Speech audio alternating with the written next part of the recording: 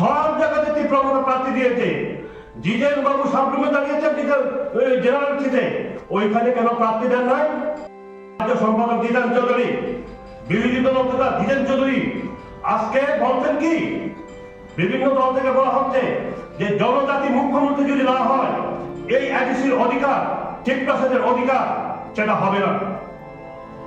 আমরা ওই 2092-93 এটাই আমি মনে করব তারই একটা পুনরাবৃত্তি করার জন্য চক্রান্ত চলছে, যার কারণে আপনারা জানেন সব জায়গাতে তীব্রমতা প্রার্থী দিয়েছে। জিতেন বাবু সাবরুমে দাঁড়িয়েছেন জেনারেল সিটে, ওইখানে কেন প্রার্থী দেন নাই? কাজে এখানে গভীর চক্রান্ত আছে, গভীর চক্রান্ত আছে এখানে।